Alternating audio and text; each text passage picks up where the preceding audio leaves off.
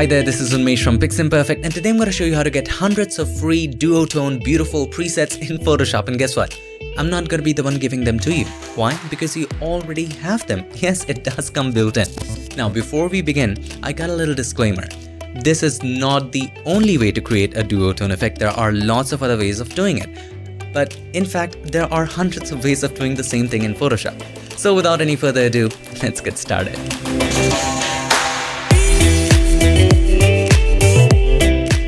Back in the magical world of Photoshop, and if you want to go ahead and download this photo and follow along, you know what to do. Check the links in the description. First of all, to apply a duotone effect, you might think, alright, let's go to Image, Mode, Duotone, but that's grayed out. What is the issue? Duotone will only work if you have a grayscale image, or in other words, a black and white image. But if we just simply turn this black and white by pressing Ctrl-Shift-U or Command-Shift-U, this takes away all the colors. This is desaturation. And then if you go to Image, Mode, Duotone, it's still grayed out. Why?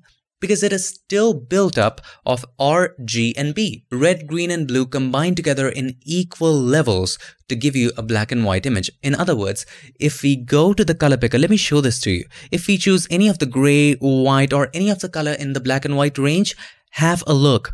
R, G, B, all of them have same values, but the point is, it still has R, G, and B. So we need to completely change the color mode. And the way to do that is simply by going to, let's go back to the original state of the image, then go to Image, Mode, and Grayscale. This will completely take away the color information and change the mode from RGB to Grayscale.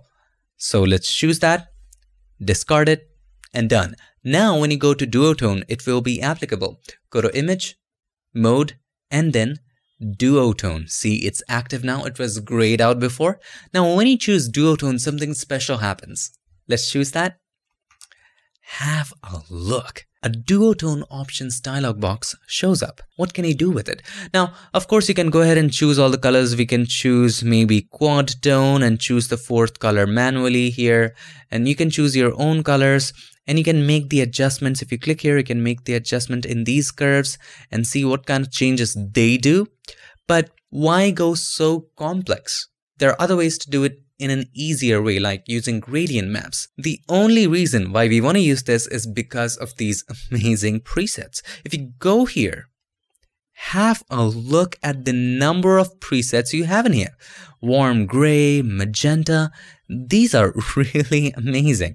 Let's choose this one. I absolutely love that. And there are some nice cyan, 4-color presets, 3-color presets.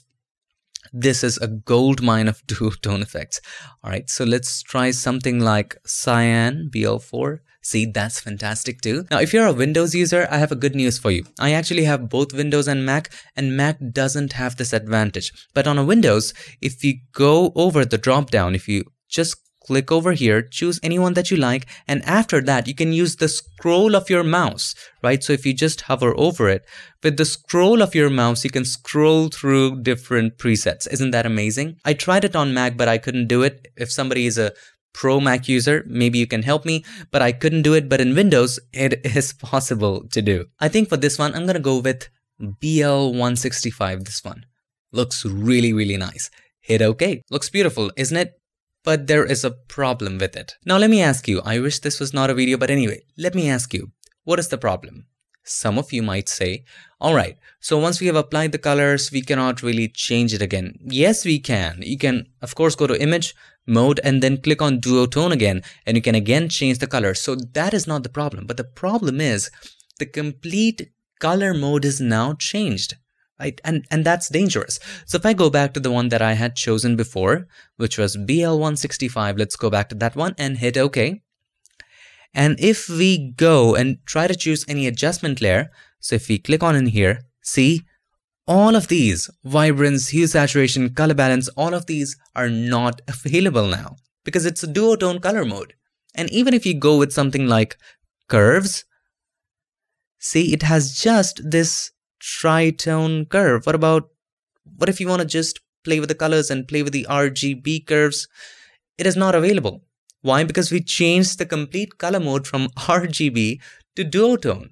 So this is not the apt way to do it. Even if you wanted to play with these colors and add filters on top of it, we cannot do it. So what is the right way to do it? Well, the answer is smart objects. Let me illustrate. Now here we are back to the original file. If you want to create a duotone effect, instead of changing the complete color mode of the original file, let's do this. Select the background layer or your subject layer and make a copy of that one. And to make a copy, press Ctrl or Command J. Now, just name this duotone or whatever you want to name it, and then convert this into a smart object. Now, smart object acts like a nest, and the objects inside it are protected. And you can open those protected objects in another document. Does that give you an idea? Let me show you. So, once you have that selected, you can go to Filter and then Convert for Smart Filters. Hit OK. This converts this into a smart object. You can also right-click on the layer that does the same thing and then choose Convert to Smart Object. It does exactly the same thing. Now, once we have done that, have a look at this logo right there. It just means that it is converted into a smart object. Actually, I should say symbol. Anyway, once that is converted, double-click on the thumbnail. When we do that, the protected file opens in another document. Now, in this new document, change the mode. Go to Image and then Mode and change it. To duotone, we cannot change it. First, we need to change it to grayscale. Discard, Image, Mode, Duotone. Now, select what you want to select. For me, I wanted to go with this one. Hit OK. Now, when you save this, the previous original document will update. You can press Ctrl or Command S or go to File and then Save. Now, let's get back to the original document. Have a look. The duotone layer. Isn't that fantastic? Now you can do anything you want with it. You can decrease the opacity. You can just play with blend modes. The possibilities are limitless. By the way, the tutorial is over now. You can stop watching it. We have learned the technique. However, if you want to stick around, I'm going to teach you a special effect. You want to learn it? Let's do it. So all you got to do, first of all, let's increase the opacity to 100. And then we want to add and blend this color with the original one. And there's a special technique we're going to use to do it. First of all, let's add this color to the highlights. And for that, we're going to use a blend mode called Multiply. Now keep in mind, Multiply darkens. So let's go ahead and change the blend mode of this one to Multiply. It's looking very nice on the highlights, but it's crushing the shadows. So we don't want it in the shadows. And how do we do that? By double clicking on the right side of the layer and take it away from the shadows by taking the slider of the underlying layer from left to right. Just like this. It's very harsh. So hold the Alt key or the Option key, click on the slider to break it apart and take it all the way to the left and right. All right. Now we have applied it on the highlights. But what about the shadows? Well, we can do that too. Just make a copy of this one by pressing Ctrl or Command J. And you can actually name this Multiply. Now before we apply it to the shadows, we need to clear the layer style because we have applied a blend if slider here not to target the shadows. So we need to remove that first. So right click on it and you can actually choose clear layer style. There you go. It's cleared now. Now to apply it in the shadows, change the blend mode from normal to screen because screen brightens. Now it's being applied in the shadows, but it's also making the highlights very bright.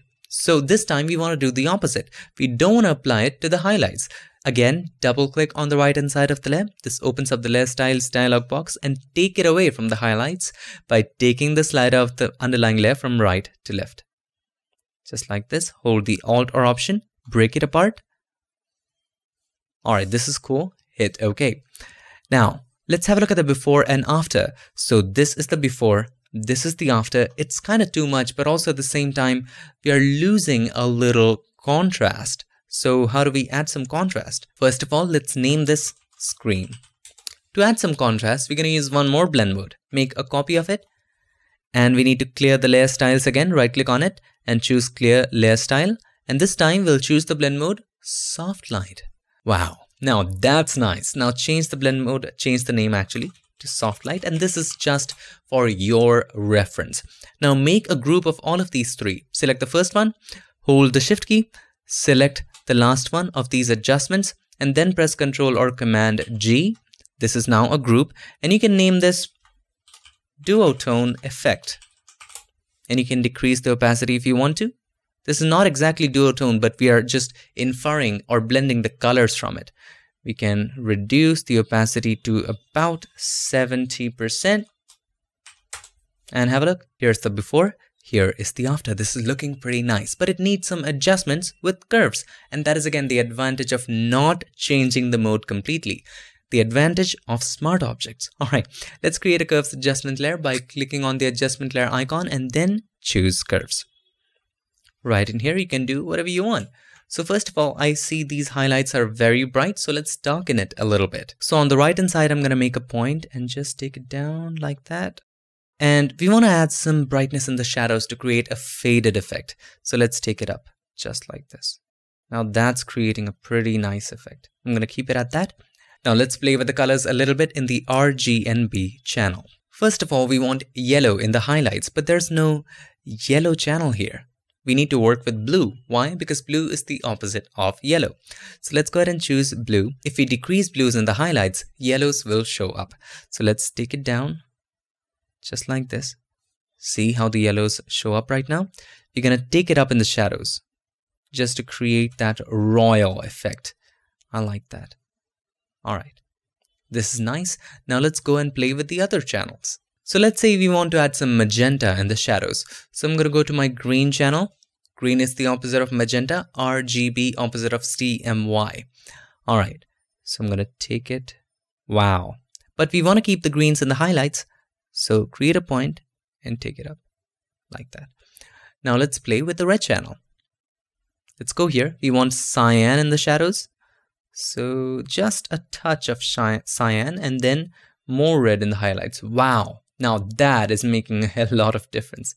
See?